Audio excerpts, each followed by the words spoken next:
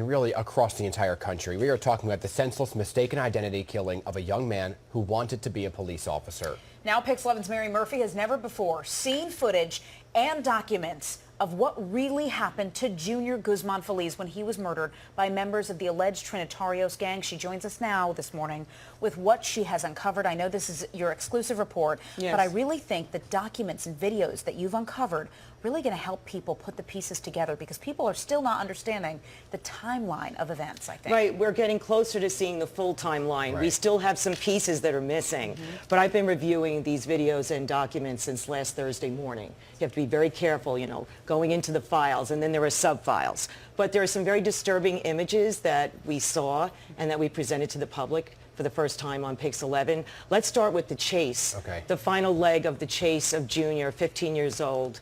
And I believe we have that video here. This is on the last block before the bodega. You see three of the suspects running, very determined, chasing Junior toward the bodega on East 183rd Street. There he is. That's Junior going into the store, and two cars on his heels. There were two others that came from a different direction. That's the first suspect to go in.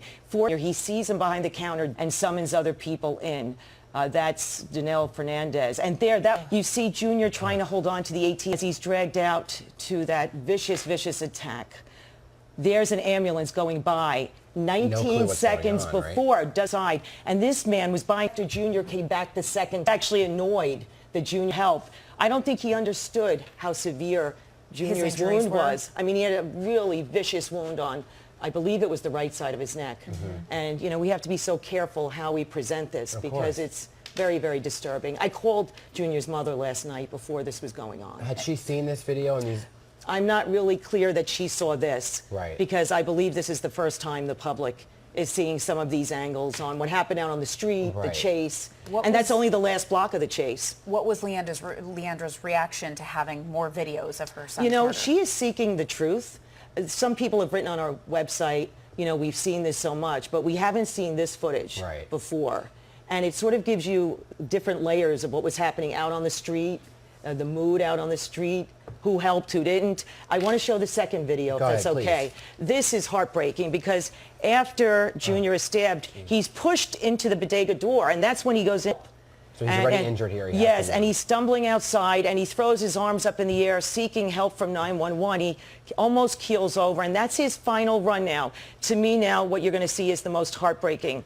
New surveillance footage from 3rd Avenue, a block from the bodega. He's crossing 3rd to St. Barnabas Hospital. He stumbles there and collapses by the security booth right outside the emergency room. And you'll notice now, it's only then that an SUV, a police SUV, is going to roll up as a crowd assembles, and now we know something is terribly, terribly wrong. Those people running, I believe, had come up from the bodega a block away, and you see that the police vehicle is moving into view, and the security guards from the hospital are there, and an ambulance, so tragically, had passed by the bodega 19 seconds before Junior was brought out onto the sidewalk. So chilling and so heartbreaking to watch. This is giving me chills to watch, Mary. You've been doing incredible reporting. I want to touch base real quick before we let you go on what you'll be reporting tonight, because you have reports all week long. Yes, I have a report for 10 o'clock tonight on Pix 11.